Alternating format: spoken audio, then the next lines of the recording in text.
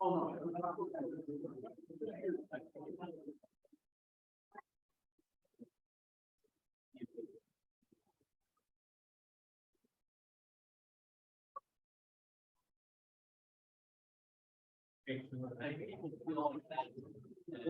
everybody.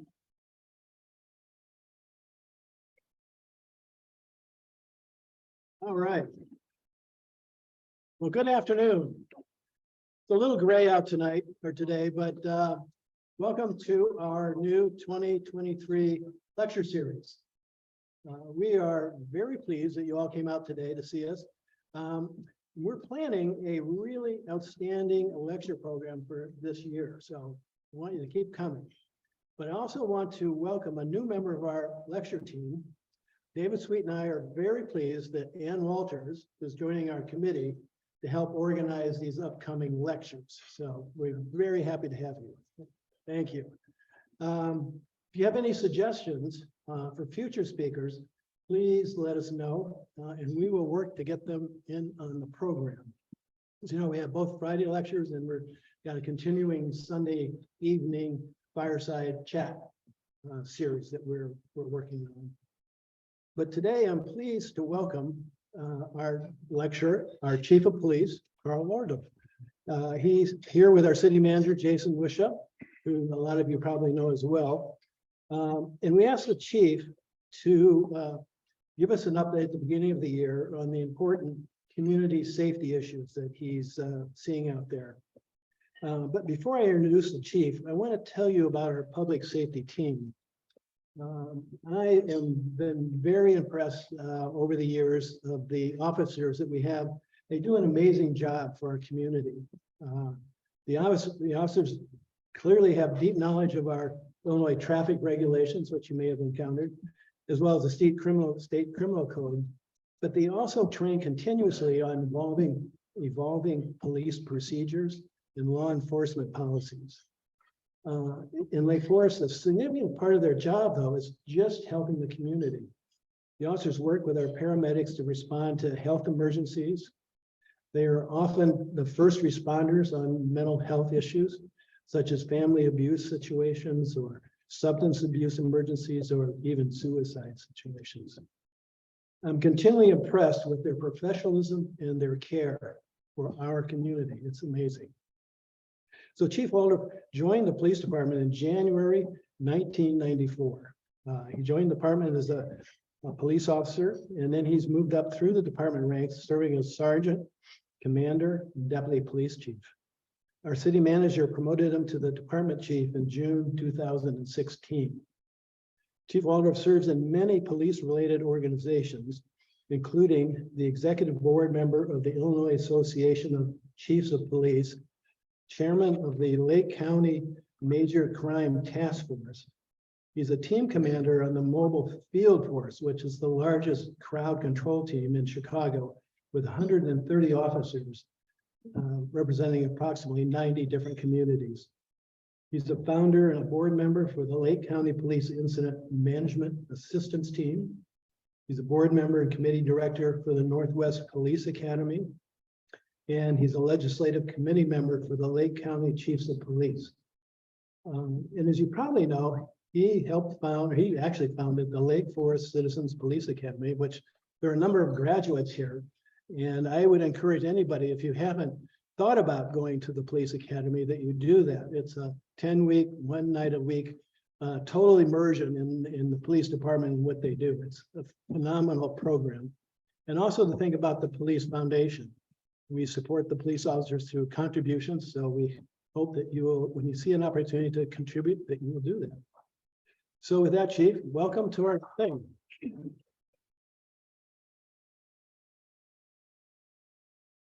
Sorry, you snuck in on me. I'm gonna have to remember to look over there every so often. So I appreciate it. Thank you for having me for lunch and to speak today. Most of my friends and family are tired of hearing me talk about police, so it's nice to have a new group that I can slowly annoy with police stories until you don't want to listen to me anymore either. So I appreciate the welcome. Thank you. It's nice to be here. When Alderman Morris asked me to speak, he also asked for a topic, and one of the topics that immediately presented itself to me was a 2022 year in review. I try and set aside a little time in January to look back. I know life is very hectic, work is very hectic, but I do try and set some time to look back on the year that we completed and think about what we're going to work on in 2023. And 2022 was one of, if not the busiest year in Lake Forest PD since I've been here in 1994. And so I'm going to talk about some of the qualitative data, some of the crime statistics and some other things over 2022, but also some of the non-crime events that happened during 2022 that are a big part of our journey over the year. So I would appreciate if people interrupted with questions. I specifically set up some slides with certain pictures or graphics to elicit a question now and again. So please ask if you have anything. I'll try and repeat the question because I know it's important for anybody watching remotely. So I love both of these two pictures. John in the back knows most of the folks in the lower right-hand picture, but I have only met in person probably 8 of them, somewhere in that neighborhood. And the upper left picture is one of my favorites from only a couple years ago. So you kind of see the evolving face of law enforcement in Lake Forest. We do have some Citizens Police Academy graduates in the room. The upper left picture was our May graduation. We run that class twice a year, spring and fall. And we'll have somewhere in the neighborhood of 15 to 20 students. That's about as many folks as we can fit in either of our classrooms at the building. And it's an 11-week program. You can sign up on the website. If the next class is full, we always keep your application for a follow-up class. And it's okay if we call you and say, hey, you're up in the class, to just say, I can't do it this season, but maybe next season. We don't advertise the class as much because almost all of our students are friends or family of former students. It's almost entirely word of mouth. So it's on our website if you're interested in any of what I talk about today. On the lower left, I wanted to just set some facts out about the department. If you don't know much about us, if you haven't been to the Citizens Police Academy, we're over 100 years old as a police department, one of the oldest police departments in Lake County. Our budget this year is about $12 million, which is a sizable part of the city budget, and we appreciate that. Our dispatching is done by the city of Glenview. We're about to start our 9th year with Glenview. And that's been one of the biggest changes since I started in 1994. Last year, we handled about 16,500 calls, and that's a fairly normal number for us. So we are a 24-hour police department. There are some departments in Lake County that are not, that may only work 1 or 2 shifts and outsource the rest of their hours to the sheriff or another entity. And there are some cities who entirely outsource their law enforcement services. Over the years, we're a 24-hour police department, so 24 hours a day. We run 3 shifts a day of at least 5 officers, and we have that level of staffing on Christmas morning at 3 o'clock, or the middle of July in the afternoon. And so that is the #1 job that we do. We'll talk a little bit more about that. Our folks, we are authorized for 40 sworn officers, 6 full-time civilians, 11 part-time civilians, and 1 dog who is full-time and gets paid in food, but is clearly the most popular member of our department. I'm fairly sure if there was an election to keep me or this dog, I'd be packing my stuff up in a cardboard box. This is Chase. If you haven't met Chase, he's frequently out and about. His handler, Mike, works afternoons, but starting in May, he'll be on day shift. We're going to try a year with Chase on days and see how that goes. So he's been an excellent dog for us. We had about a 20-year gap where we didn't have a canine, and he's been very popular. Many of your kids, we don't give this to adults, but when your kids or grandkids interact with Chase, they may get a challenge coin with Chase's picture on it. So if they have one of those, they've interacted with Chase. This young man in the picture obviously is so enamored with Chase, he won't finish his ice cream. And Chase doesn't look like he stole it, which is good. I don't think anyone complained anyway. So the biggest challenge in law enforcement in the United States today is staffing. We are in a nationwide police staffing shortage, which started roughly in 2020. and has gotten worse since. Many of our peers are struggling to hire enough officers, particularly the largest municipalities in the country continue to struggle to maintain that level of officers, even to modestly serve their call volume. We are fortunate in Lake Forest, and this is true for many of the North Shore communities, that we attract a larger volume, per thousand population than many of our peers. So it's less of a problem here in Lake Forest, but it is a continuous challenge for us. We have to work harder every year to attract a pool of candidates. When I tested for the department in 1993, I was one of 500 or 600 candidates that weekend, and we hired 6 officers out of that list. Now we're lucky to get 50 people at a police test. And there have been tests run by our peers in the last, these are some very well-paying peers that have had 10 people. And so that's what we're dealing with now. On the one of the other challenges that we are specifically dealing with is 3 years ago, we had a fairly, we had an aging supervisor force and an aging officer force. So we knew that we had a retirement bubble approaching us. We've done as much as we can to level that out, because one of the things you don't want is too great a percentage of your force retiring in the same year. It's difficult to keep up with that. On the upper left of your screen are 3 of our best officers who all retired this year. Tim Gehring, Andy Shue, and Dwight Davis. All left this year. They were all supervisors, detectives. They worked on a variety of different task forces, 3 of the best people we've ever had. They all left this year. And on the upper right are the 3 sergeants that we swore in, all great people to replace them. So that was a very big change for us in 2022. We've had 12 total retirements in 3 years. And so on the bottom, all across the bottom are the 6 new officers that we hired in 2022, most of whom had to go to a police academy.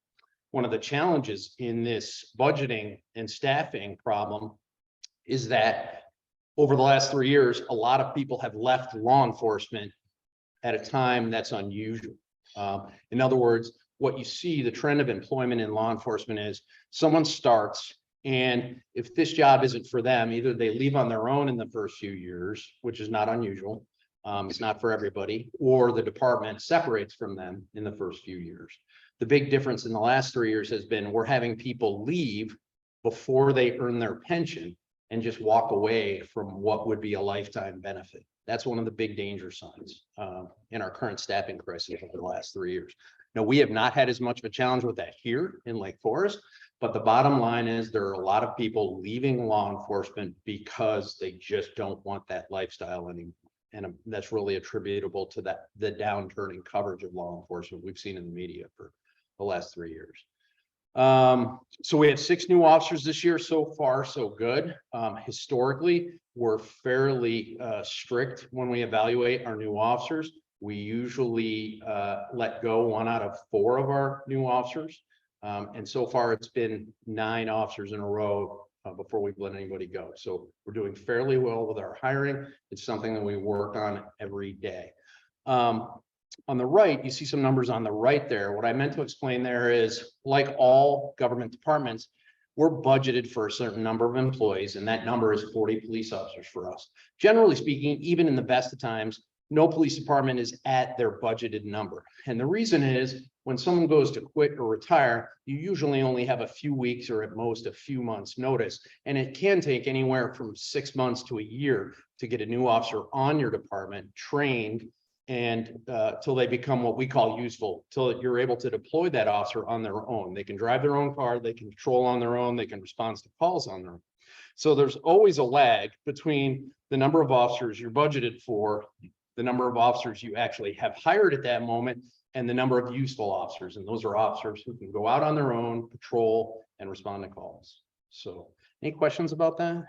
Sometimes it's really different than a lot of fields where you hire someone and from really the second or third week, they're up and running in that position. So that's one of the challenges we always face, is that we have to train many of our people.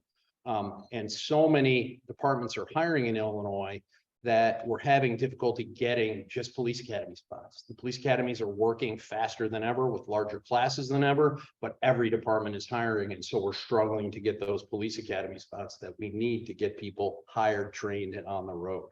Mention the the special Lake Forest interview process. We have our own filtration system. Sure. You know, the psychology, everything. We have a police and that's a good point. It's also a longer hiring process than many of you are probably familiar with in whatever field that you work in. First of all, we have a police and fire commission, which is the civilian oversight board for our hiring and promotional process. So there's basically two avenues to become a police officer. Either you come in as a new officer, in which case we run a standardized test every other year. And you interview first with a group of police supervisors and then with our police and fire commission. We also do what's called lateral hiring, where we hire an experienced police officer and we try to steal them from another department. We've always been fairly successful with that because Lake Forest is a great place to work. So we've certainly hired a lot more lateral officers than we've lost to other departments, but occasionally everybody loses a lateral officer, and we lost one in 2022 as well. So that's been very successful for us too. Any questions on that? So I'm going to cover some statistics from 2022. These are our violent crime. On the left is an article that was in the Tribune over the weekend. And what it talks about is the perception of many residents in Illinois and across the country that wherever they live, it seems like crime is increasing in their area. There's some good links there. It's from the second, if you want to go back and find it. But this is a common thread that I hear from residents all the time, probably 2 or 3 times a week. There's good news and bad news in that regard. Number one, the good news is our violent crime statistics are no higher now than when I started. And that's good news. Some of the trends you've seen in the Chicago area, such as carjacking, et cetera, have not made their way here. And that's true for most of the suburbs. Carjackings, for example, if you were to see a heat map, I get a new heat map from the FBI every month on carjackings. 98% of them occur inside the city limits of Chicago. There's only a small sprinkling outside of the city. So we've had a couple in Waukegan in Lake County this year. We had an attempted carjacking up by the hospital in 2022. And that gentleman we helped arrest in Waukegan later that night.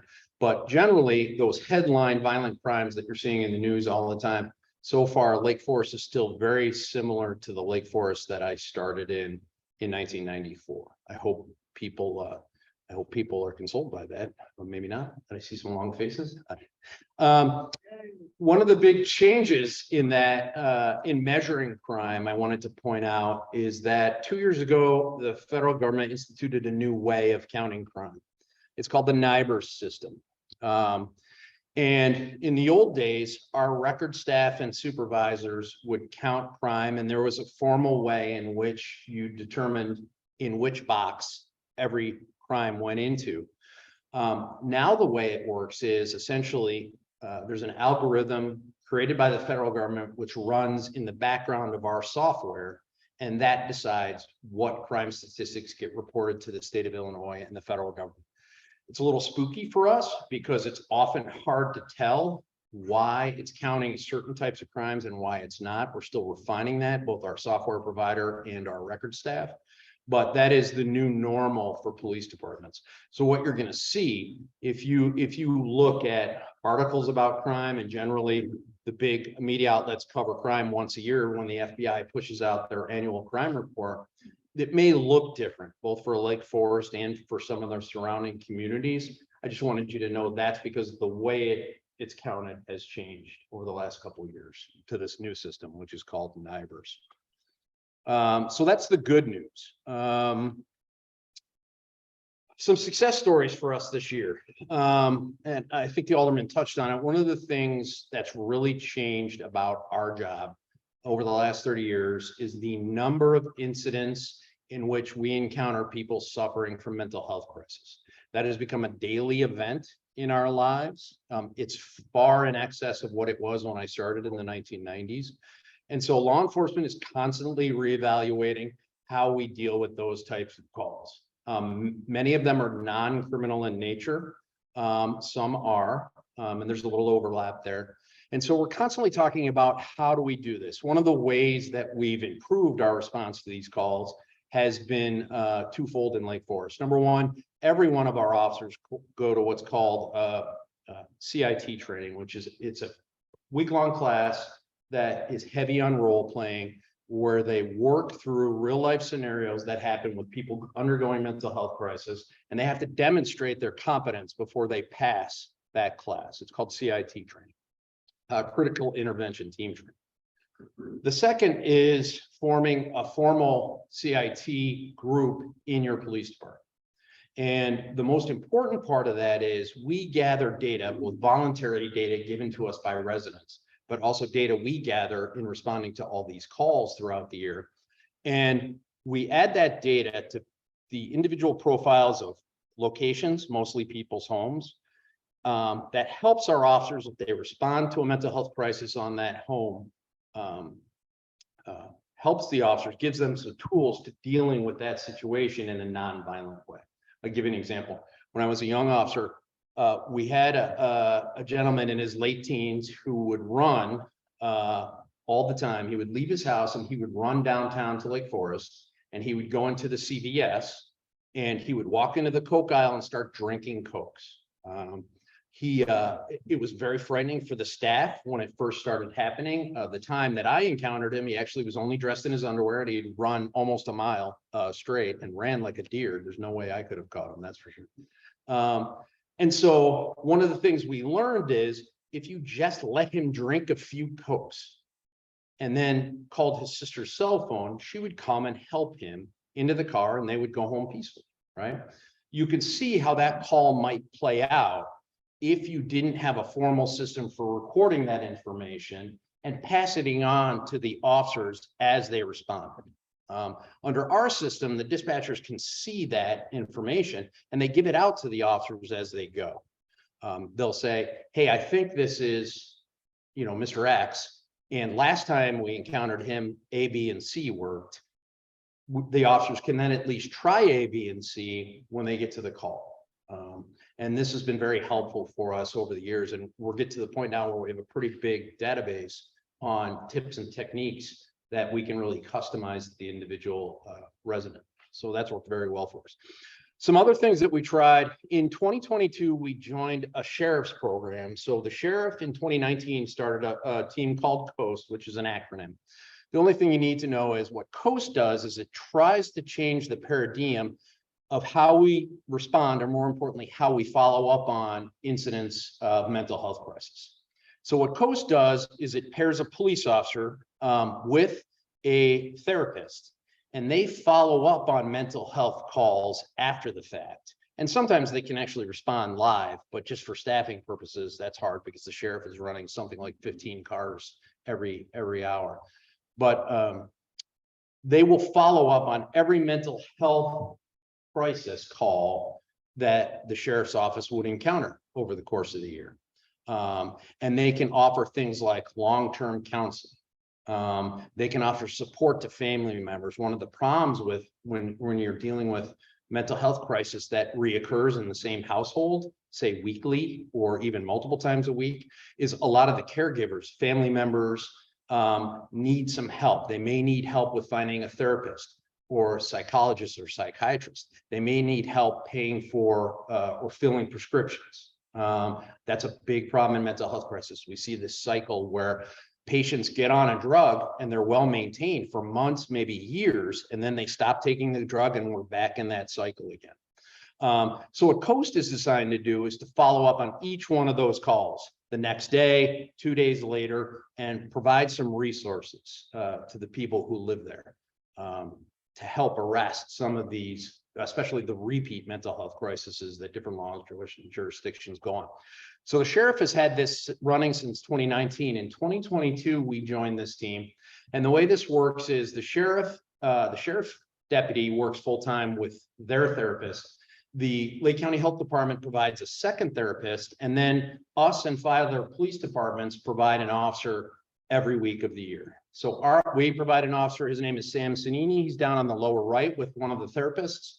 He works 2 months out of every year as a sheriff's deputy. He's a sworn in sheriff's deputy, not just a Lake Forest police officer for those 2 months. He gets a sheriff's car that he drives. And so he works July and December. So he just finished up a full month with the coasting. What that does essentially is double the number of coast cars that we can have following up on these mental health crises. So that's a new program. This was our first full year in 2022. It was very positive. We renewed for 2023. So already there's one of the officers, I think Mundelein officer is working this month, and then we go up again in July. So Sam's been very good at it. Sam came to us he was a middle school teacher, I think math. But at the middle school he worked in, he also had, he had volunteered to be part of the inside the school response team to students suffering from a mental health crisis. So he really had an affinity for this and signed up right away for it. So this is one of our success stories of 2022. The second has been the hiring of our first full-time social worker. Her name is Lauren Perez. And if I could ask if everybody would take your cell phone out. I know generally speaking, speakers ask you to put your cell phone away during a presentation, but I'd like everybody to take your cell phone out. And what I'd like you to do while I'm talking is to add a contact for Lauren and have her name, her job title, and her cell phone. That cell phone is the one she carries every minute of the day. So if you ever need help, or more likely, you need to share her contact with someone, you have it in your phone, you can just send it to them or airdrop it to them. Thanks, I really appreciate it. So we had our first social worker, a lady named Linda Porter, which maybe some of you have met, who started with us about 7 years ago. She started as a part-time contractor. At that time, we were unsure of what the demand for her services would be. We had never had a social worker before. We met Linda, who had completed several years as a full-time social worker for Deerfield Police Department and had started her own practice. So she was not looking for another full-time police department. So we hired her on as a contractor. It is one of the single best things we've ever done as a police department, was starting with Linda. And we had 7 great years with her. One of our challenges with Linda is the demand for her services quickly outgrew the number of hours she had available for us, because she also runs a private practice, and the private therapist industry has certainly been growing in demand over the same duration. So Linda told us she thought we needed a full-time. We took us about 6 months to find the right person. Lauren has a great background. She has background in both inpatient care. She's also worked with the Lake County Department of Health, and then she's worked as a private therapist. So she really has all 3 of the background points that we were looking for. We didn't think we'd get all 3 in one person, but she's been outstanding for us. She has really changed the way that we deliver services. One of the interesting things about having a full-time social worker is that she will actually respond to calls when she's here. In fact, she very joyfully responds to calls. There's times I see her as she runs out, putting her ballistic vest on as she runs out the door. And so it really touches your heart seeing that she's that enthusiastic to work with folks in town. So this is a big win for us this year too. So any questions, please go ahead.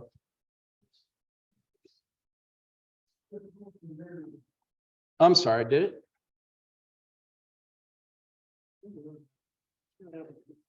Nope.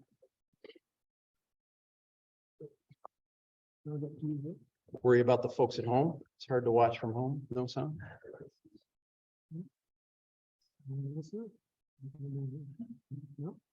Okay, well, talk loud and I'll go give you it. Sorry. Did you have a question or just the sound? I'll try and talk louder. Go ahead. Okay. My question for you was, it sounds like certainly since you started in law, that there's a lot more mental health issues. Right. And so just from your point of view, seeing all this other less, what are you seeing in society that's driving? That's a good question. We talk about, the old timers especially talk about this. Where were these calls just hidden from us in the 1990s? And we weren't seeing them, because generally, if you look back over the last 30 years of mental health advocacy, the numbers that advocates talk about is that 1 out of 4, 1 out of 5 adults has a treatable mental illness some point during their life. And that number really hasn't changed during those 30 years. So where were these folks? Were they just hidden in homes? Do you know what I mean? Are a greater percentage of them homeless now? We see that. There's also some overlap with substance abuse. And so that's a good question. We talk about it the whole time. I don't know that we're the right vehicle to decide what that causation is. We're essentially the ones who have to deal with it, because who else do you call at 3 o'clock in the morning on a Tuesday when there's a neighbor screaming at the top of their lungs in their front yard? You know, who else can you call? And so we're the ones who always have to deal with it. We're dealing with nationwide. We deal with 1 million calls a day as an industry, and a rising percentage of them are mental health related. And so there's a lot of conversations inside. I don't know that we talk that much about causation. It's a good question. So go ahead. I want to get you off track. You sound like you're very lucky to have to be on the club. But I wanted to ask about Jerry Tucker's safety. Right. I'm interested in talking about your professional and personal reaction to that act. And I think we're all looking at the Supreme Court has put the cashless bail condition on hold here. But I'd like to get your reaction as a professional and your opinion of our state's attorney in the county, who is one few who refused to act as one in that county lawsuit. Right. Well, I think my boss just died a little inside because he heard you ask about the Safety Act, and he knows that I frequently lecture on this topic. I have fan presentations from 30 minutes to 3 hours, and I can always come back and talk specifically about the Safety Act. The good news on the mental health front is Linda Porter, who used to be our part-time contractor, is now working with Lake Bluff. She was able to, she thought she would be able to do that as a smaller department with a smaller town population. She thought that she could fit that into her schedule. She's amazing. She's going to be great. Your chief, Matt, and I are both happy about that. So I think that'll be great for all of you. I don't want to spend too much time on the Safety Act because I could literally do a whole day lecture on that. The Safety Act, does everybody know what the Safety Act is? Let me ask that. It's Safety Act is an omnibus police reform bill that was passed secretly by the legislature in the beginning of 2021. Generally regarded by chiefs as the worst piece of Illinois legislature in our history. And let me separate out the politics from the administrative side for that. We generally, as chiefs, don't opine on many political topics that you might expect us to. Because no matter who the state's attorney is, and the state's attorney is an elected position, shows the sheriff's office, so is the coroner. Those positions can be occupied by people from both parties. We have to work with them, and Eric Reinhardt and I work together. We see each other every week. I'll see him on Monday at a meeting. So we work as hard as we can, no matter who those people are, to put out the best product that we can. The Safety Act is not terrible because the political ideas behind it are terrible. It's terrible because it was written in secret by people who did not want to expose it to public comment, or certainly to police comment. And it was written to serve personal agendas rather than the public as a whole. It very rarely, it's 760 pages. It very rarely goes more than a paragraph or two without going pretty far astray. It's pretty clear that the authors, and there was more than one officer, there's two main sponsors, but more than one author. It's fairly clear that most of them do not understand most of the topics that they're writing about, which is the clear problem. We frequently get pieces of legislation where we may not agree with the political idea behind it. Our job, once it's signed by the governor, is to implement it, no matter what the political idea behind it is. What we opine on is the nuts and bolts of making it work. And increasingly, really the last 17 years, but at least the last 7 years have been the most difficult for a police chief's life in Illinois. We're increasingly getting hit with pieces of legislation that we read and we just don't know how we're going to make it work. We just don't know. And so that's really the problem. You know, it used to be a bill was introduced in January and we had months of talking about that bill. Now, the standard is for these bills to be written in secret and to be inserted into a shell bill 24, 48 hours before it's voted on, or in the case of the Safety Act, 2 hours before it was voted on, where we just don't get to talk about it. And politics aside, if you don't work in our industry, we don't expect you to write a 10-page bill without some technical problems in it. We don't expect that. We don't judge anybody, poorly if there's some technical problems. If I was a legislature, I might have to write a bill about the healthcare industry. I have no basis of experience to write that. I know whatever I wrote would be riddled with errors. I would expect it. The difference is we're no longer allowed to correct the errors. That's where we're at as an industry. So, Can you give an example? Like, what's the example of the difficult part of the administrative? So I'll give you an example. Just one, the Safety Act covers all these different topics, and I have a PowerPoint. I don't have access to it right now. I could throw up a good slide.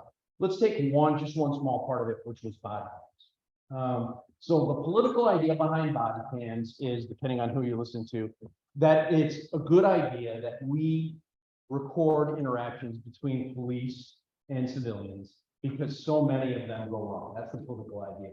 The reality is, of course, there are millions of interactions every day between law enforcement and civilians all across the country that go just fine. But we don't debate the political idea. That's a political topic. Once they've decided we're going to require body cams, our problem is we need to be able to work with it. So here are the two problems we had just with body cams in Illinois. Number one, Illinois is what's called a two-party consent or all-party consent state. What that means is, in order to record a conversation in Illinois, you need to have the consent of all parties. Okay, there are some exceptions to that, but we, for example, have in Illinois law an exception to that when we record you using our squad car cameras. So we've had squad car cameras for about 25 years here in Lake Forest. Almost every police department in Illinois has squad car cameras. And if you've been stopped on a traffic stop anytime in the last 20 years, it was probably the video and audio were recorded. But we have an exception to recording that in Illinois law. So when we mandated body cams, we asked for an exemption in Illinois law to recording the audio part without the other person's consent. We still don't have that. It's still not in the law today. So that's just a little, there were some things in the law where clearly the person doesn't understand how the technology works. And so many of the things they put in the law that we can or can't do with the recordings can't happen anyway, because that's not how the technology works. For example, in the earliest drafts, it had to be able to record continuously for 12 hours. Well, I don't know if you tried to record continuously with your iPhone for 12 hours. Generally, your battery's not going to make it that long. So just little things like that. I have a slide that shows there are roughly 12 major flaws with just the body cam portion of the legislation, which was only like 4 pages long out of that 760 pages.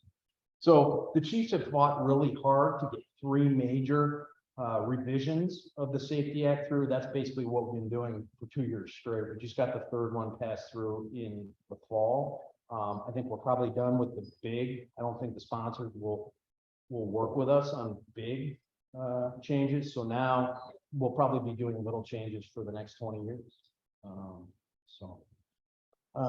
Questions on that? So I hope you put Lauren's number in. It's on our website. You can always get a hold of her if you need help. Some data. This was a big year for burglaries, 36 burglaries in Lake Forest, 36 reported burglaries, I should say, this year. That's the highest number in about 40 years. Our numbers were much higher in the 70s, 80s, and early 90s. They came down to a level of about 15 or 18 a year through most of my career. Last few years, we've been trending upward again. Question? Can we stop? Oh, 2. Let her go first, please. Go ahead. When you say ruse, so that means like someone at the front door. Good question. So 8 of the burglaries from last year are what we call ruse burglaries. So they're a little different from the normal, you're not home, someone kicks in the back door, takes your goods, and runs out the back door. In a ruse burglary, someone cons their way into the house. The one or more homeowners is home. They convince you to let them in. Let me give you the stereotypical ruse burglary. Man comes to the door wearing a construction hat and a reflective vest. And there's some jokes about there, how a reflective vest can get you into anywhere if you have a good gift of gab. And they say, I'm here to check the quality of your water, which all of us are concerned about anyway. They say, can you take me downstairs and show me where your water turnoff is? They take you downstairs. While you're downstairs with this gentleman, he's talking on the radio, you think, to someone somewhere looking at the water quality. And meanwhile, people are coming into the house, going right to the bedroom where 99% of jewelry is kept. They're looting the jewelry. They're in and out in 30 seconds. And then eventually the gentleman says, okay, your water looks fine. And he leaves. At some point in the next hour or so, you realize that all the drawers in your bedroom are pulled open and you call police. That is a very typical ruse burglary. Now, we've always had one, maybe two ruse burglaries a year since I've been here. 8 is a lot. The good news is we think the gentleman who's behind several of our ruse burglaries was arrested. It wasn't by us. And that's kind of what I wanted to talk about with this slide and about what we've changed over the last decade, but especially for Lake Forest this year in 2022. Many of the burglary crews that hit Lake Forest operate throughout the Chicago suburban area. So one thing that's very important on burglaries is investigating those from a team approach. Our detectives share information all day, every day, on a lot of the crimes that we face, but especially burglaries. And by putting out information to all the regional detectives, people are able to put the pieces together and recognize when a burglary crew is working in an area. And that gives you some tools to attack that problem. Now, the blue, sorry, before I switch the slide, the blue rows are commercial burglaries, burglaries of businesses. Almost all of those occur at night. We very rarely have 2. 1 is about our average in a given year. So still pretty low on commercial burglaries. But let me switch the side. So what we did this year is, this is our first full year with a task force called Nortaf. Let me back up a minute. In Lake County, we have a strong tradition of forming multi-jurisdictional task forces to address many of the more serious problems that we encounter. So we have a task force that investigates homicides in Lake County, called the Lake County Major Crime Task Force. We have a task force that investigates fatal crashes, called the Major Crash Assistance Team. We have a task force that investigates narcotics, undercover narcotics officers that work throughout Lake County. We have a task force of just supervisors that helps cities deal with an emergency, a big emergency. And the last time they were used was for the July 4th shooting in Highland Park. We'll talk a little bit more about that. So we deal with a lot of things through task forces. Nortaf is actually a task force for Northern Cook County. And they investigate 3 things. They have one wing that investigates homicides, just like we have in Lake County. They have one that investigates fatal crashes. And then they have a third that we don't have in Lake County that investigates burglaries. And so what they do is, when any detectives in the area think they've identified a crew working, they attempt to identify one or more members of the crew and then start tailing. Okay, it's very common. They'll get a court order to put a GPS device on the cars of the people in the crew. They'll start following them. And so what they do then is they activate the members, and our officer will go and work with them and just follow cars around and try and catch people in the act. This is an article from just a couple of days ago. One of those crews that Nortaf is following was actually followed and busted out on a burglary here in Lake County last week. Really good job. On the right is Brian Esmond. He's our member on Nortaf. So periodically Brian disappears from Lake Forest and goes with his Nortaf teammates, and they follow people around. That's the idea. And at least 2 of the crews that did burglaries in 2022, members of those crews were arrested by Nortaf members over 2022 and in late 2021 as well. So far it's been very good for us. That was our first full year with Nortaf. Pretty big success for us. So that's a 22 accomplishment, I guess, for us. Questions on that? Burglaries? Please go ahead. I'll follow a lot of your social media and also everything on the store. To try to keep that I have a lot of us going on with these burglaries. Some of them, it seems like they're not showing up in water. So yeah, the blotter has a different purpose. Let me explain. That's a twofold answer to why aren't these 36 burglaries on the blotter. So The blotter is an actual requirement of Illinois law in the FOIA section of Illinois law. And what about 15 years ago, the legislature changed the law, and the idea behind the change is so that there weren't a lot of secret police arrests. So what we're required to do with the blotter is push most of our arrests and publicize them. So that's what the blotter, if you know, we have an arrest blotter, we choose to put it on our website, and it stays there for a year. And then once it gets to that month of next year, it automatically drops off. Different departments do it in different ways. I live in Libertyville. They put theirs out on Facebook. Some departments only email their arrests to a list of journalists, and they rely on the journalists to publicize them. We always put it on our website and have for 15 years because you can get to it. It is the #1 visited page on our webpage, and our Lake Forest Now app. If you don't have our Lake Forest Now app, it's pretty cool. So you can get to it there too. So the answer to your question is twofold. #1, we're not required to. And I'm not sure I have the bandwidth to get all of these into the blotter in a timely fashion, the same way I do for arrests. There are some times when I don't even get the arrest to the blotter in the time that I would like, just administrative bandwidth there. The second reason is #2, not all of our victims want to be identified, right? And even if I didn't put in this list, you see street names, not house numbers. Even then, many people could identify who the house is because they saw 6 cop cars parked there for 4 hours, right? So if you saw this pop up, you would know they were burglars. So that's #2. #3 is a selfish reason, and it's that many people want to know this information. And then when they don't see their street here, they think I'm safe, right? One of the reoccurring problems in Lake Forest crime is we don't lock up enough. We have a sense of security and we just don't lock up enough. This is a message we've been pushing my whole career. It preceded me, and I think it'll come after I'm gone. We need to lock up more. And I don't want people to see, well, this is mostly happening on the east side, or it's mostly happening on the west side, or it's mostly happening in the north. Because honestly, it goes all over town.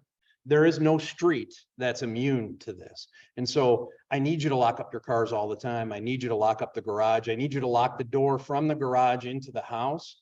All the time, you know what I mean? So that's the third reason why we don't. And some people, I hope that's not too annoying. Some people do get upset when I tell them that. Go ahead. Oh, yeah. Okay.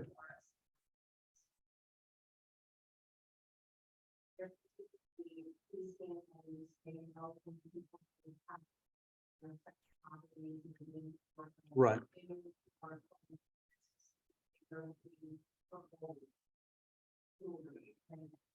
Would it be possible for maybe the police department just at a high level not to expose where the break-ins are happening, that more specific details on the high level?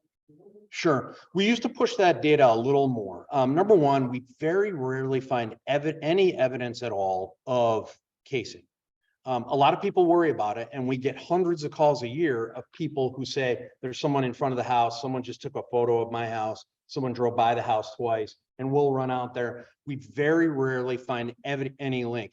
One of the nice things now is so many homes have Ring doorbell cameras or other security cameras that a lot of times we can look back at the last month and see, did this person actually come to the door 2 weeks ago? Did they look through the windows? That almost never happens as far as we can tell.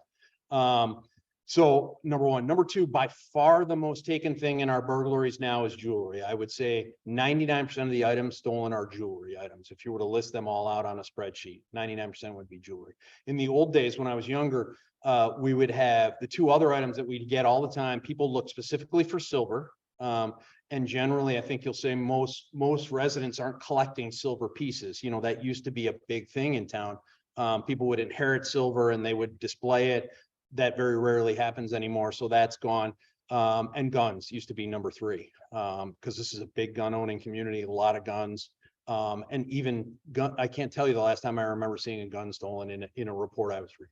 So the vast majority of it is jewelry. So I will try and do a little better job than that. We can meet and talk a little bit about how to get that out, but I hope that's the address problem makes sense to you. So go ahead. Do these Ring doorbell devices or any kind of notice surveillance capability at your home Does that have any evidence that it's having a negative correlation? No, I would like to see more data on that. Certainly, police departments love that, because it's giving us evidence we wouldn't have otherwise. We call incident level goes way down. No, that's the link I'm hoping for. Now, they're fairly new technology. If you were to look at the percentage of homes that has it, we're still not in the majority yet. But certainly it's helping us as an industry close cases. There's no doubt about it. There's been several felonies and misdemeanors just in 2022 that we closed just from Ring doorbell footage or the competitor. There's a lot of vendors out there. Ring is the big name, but no. So I would like to see some connection there. But I don't know. So one of the things I follow is many European countries have a lot more video than we do. And England is the big case study that everybody always looks at. England's had CCTV cameras all over for 30 years.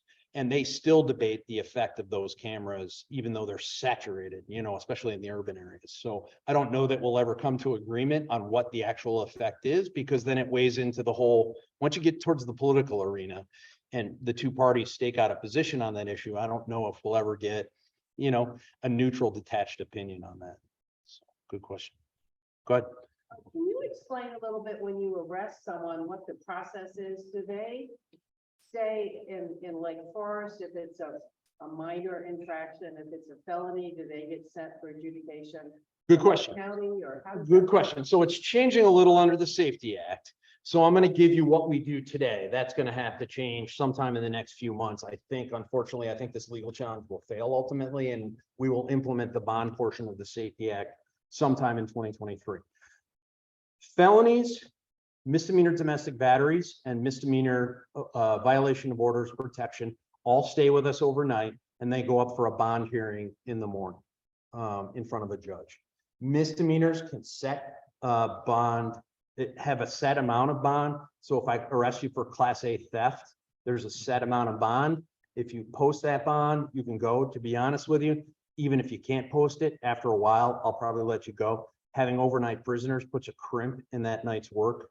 So we try not to have overnight prisoners if we can help. We average somewhere around 60 overnight prisoners a year that stay with us for 1 to 2 nights and then go up to Lake County for a bond hearing. Once they go up there, they don't come back to our lockup. So, and then after the Safety Act is implemented, anyone arrested for a Class A misdemeanor or above will be fingerprinted and photographed. But the misdemeanors will all go and the felonies will stay and go up to a bond hearing. A little different. So, good question. Quarterback. July 4th. So this was the single biggest event for our police department this year, if that sounds weird, because we're not Highland Park, obviously. When I explain our involvement a little bit, maybe it will. We're very close to Highland Park. It is a factor of life in suburban law enforcement that because we're all smaller than a Chicago, that we're very interdependent. And so right now, as we speak, there are 8 different police agencies on our radio. We can hear each one of them. Highland Park has always been on our police frequency. We know all of the Highland Park officers. They know all of us.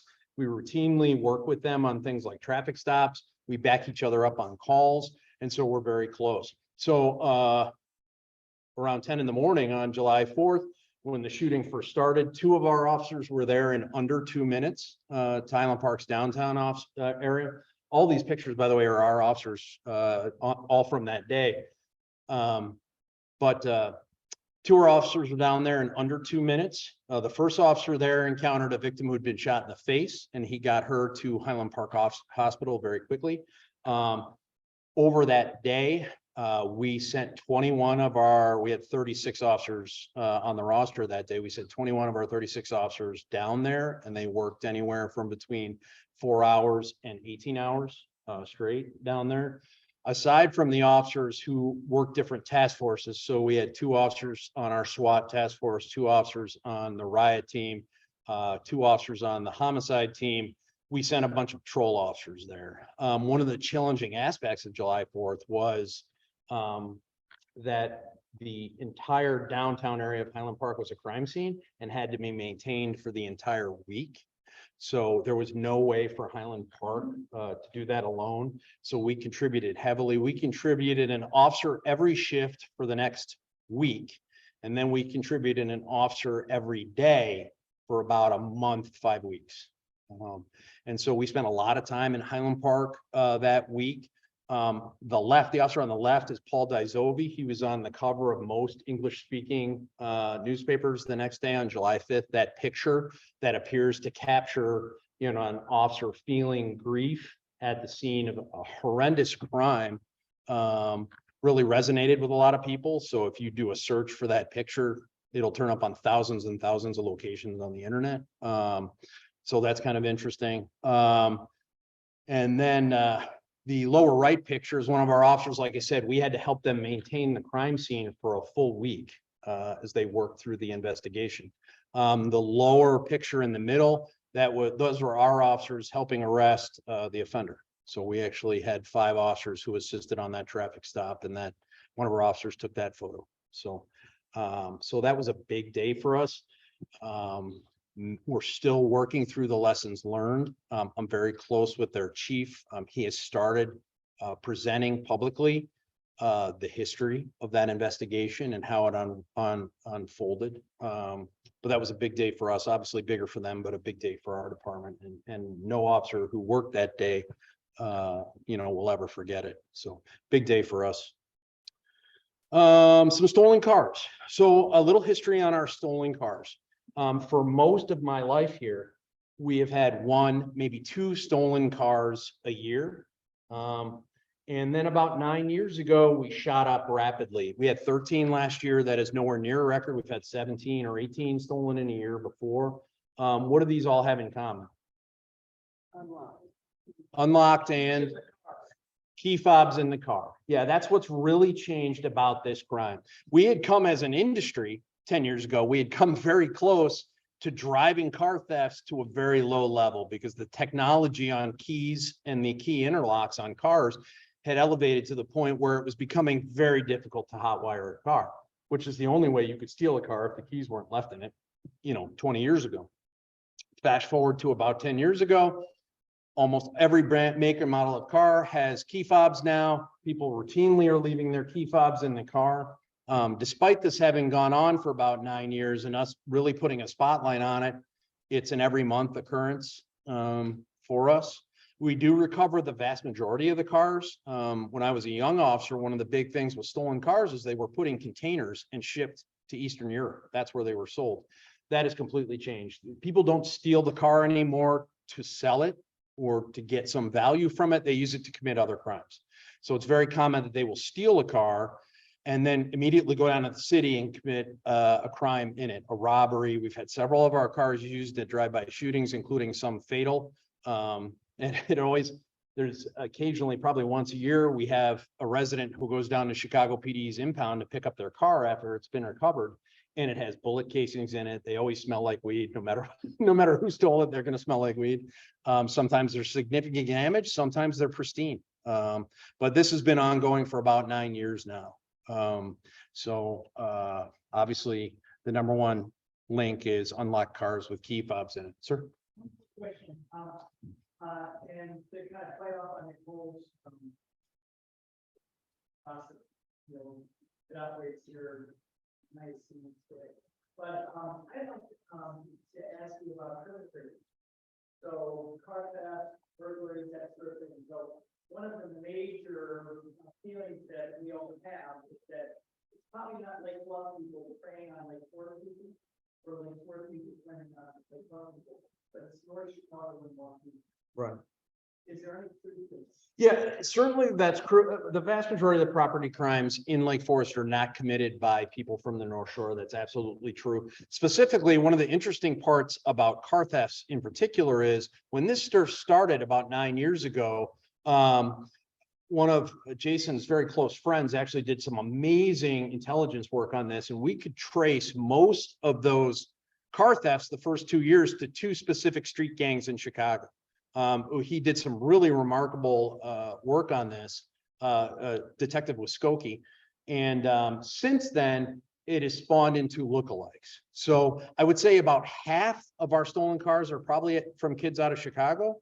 The other half are, I would say, throughout Lake County, McHenry County, Kenosha County, even Racine County. And they're spreading out to commit what I would call lookalike crimes. So, good question. Go ahead. I was curious, in the last 10 years or so, how Uber.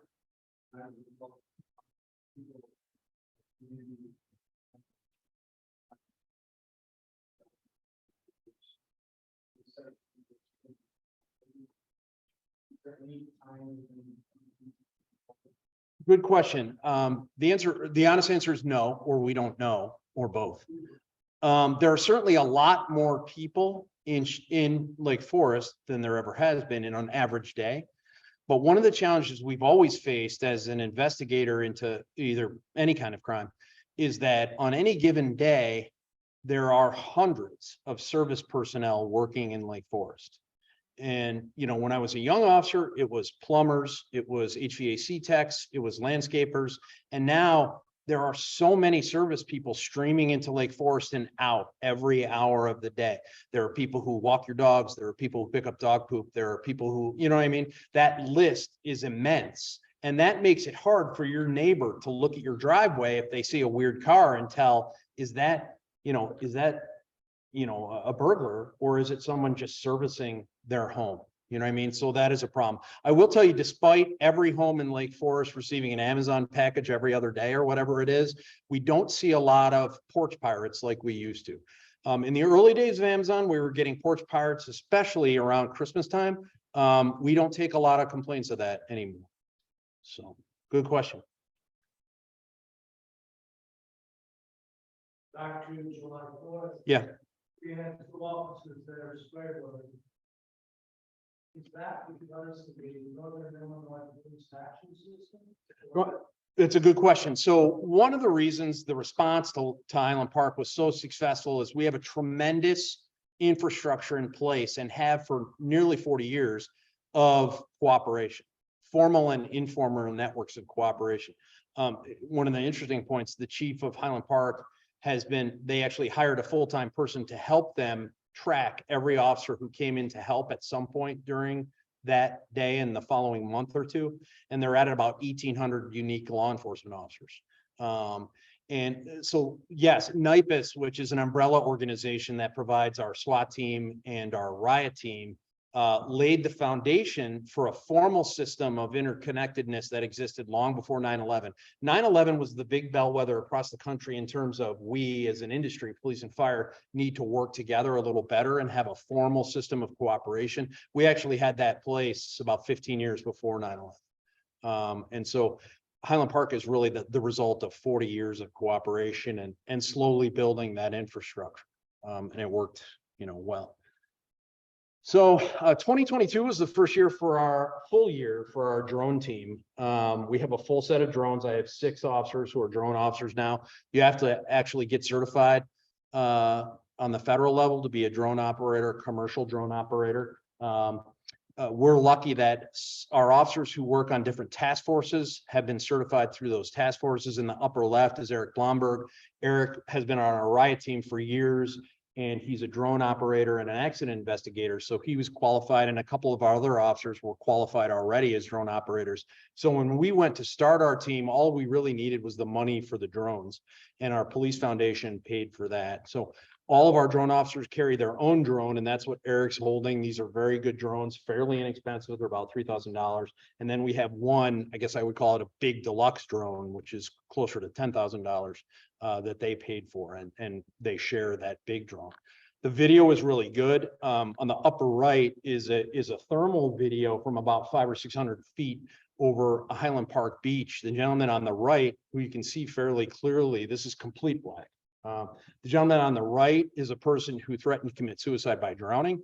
We helped Highland Park locate him very quickly using the drone. And the 2 officers are negotiating with him. He eventually agreed to go to the hospital and seek psychiatric help. So that's just a good, drones have come so far, and thermal imaging has come so far that it's really helpful to us. We use them in a variety of situations. I will say Illinois has the most restrictive drone law in terms of police use of drones. We've been fighting against that for about 7 years now. And we're still fighting to get, for example, even after Highland Park and the shooting that occurred there, I cannot put up a drone over Lake Forest Day legally just to look out for you. Can't do it. The primary opposition is the ACLU. I think they think that we're just going to do this at random. I think they imagined a future in which there were roomfuls of police officers flying drones and looking in people's windows. And there's just no time for that. That future will never come. But they're the primary opposition on any change to that. So we're still fighting on that. But first full year for the drone team, very successful. We used them for quite a few cases here in town. Drones are used almost entirely for the investigation of fatal traffic crashes. In the old days, we would go out with an experienced team. They would measure first with tape measures and then eventually with lasers. Now they bring out the drones, they measure the entire scene in about 20 minutes and they're able to get out of there and get the cars towed out. So remarkable advances in drones. It's been great for us. Talking about traffic crashes, I wanted to throw out our traffic crash data. So roughly 600 crashes last year. That's a little low for us. We've been low since COVID. So we'll see if that gets back up to the upper 600s, low 700s is where we're at a normal year. We haven't had a fatal crash since 2020. Gotcha. We'll move rapidly ahead. Some traffic enforcement. Traffic enforcement and traffic safety is one of our big responsibilities. We do a lot of traffic enforcement around town. Many of you may have been stopped or even cited by an officer.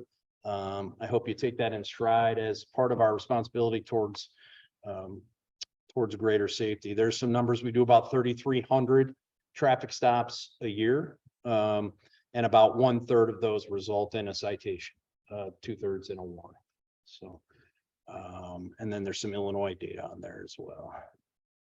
Any questions? I'm going to interrupt. We have a policy of cutting off at 1:30 Come on. because people have other things to do, but I think the chief will stay around and be available for those questions that you'd like to ask. Thank you very Thank you. much. I think Appreciate it. you're doing great. Yeah.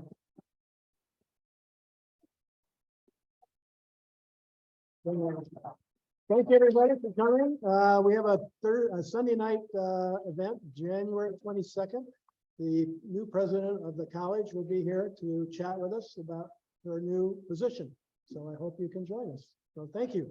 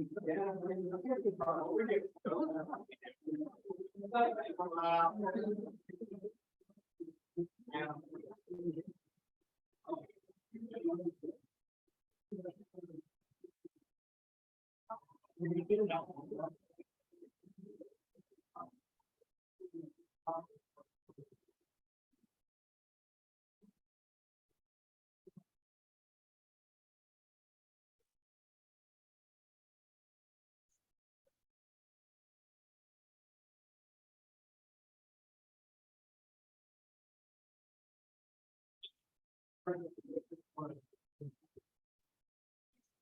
problem. No, that's. I could tell you might have viewpoints on this. Right. Actually, I used to pitch and I went to this game.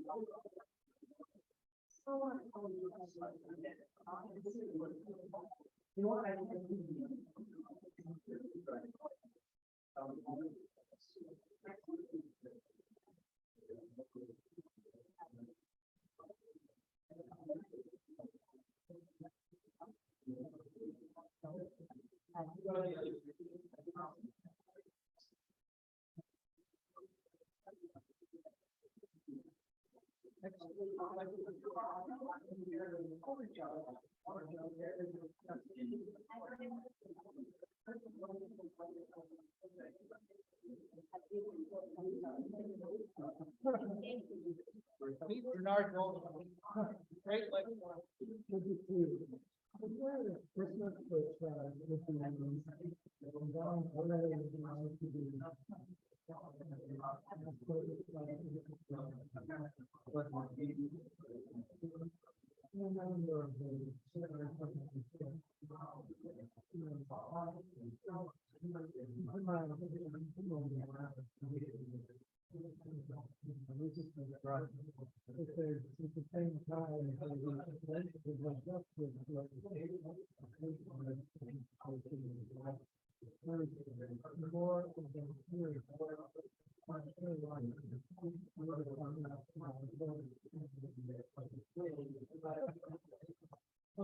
So that's already started to some extent, so we're a member of the ring now. So, when you buy on the ring, one of the things we're buying in on is social media. And a way to send us video. It also lets us ask for it. So, the guy that delivered it, so it's out, they get a message, say, if you have any video of this person who's going through cars on this street, please send it.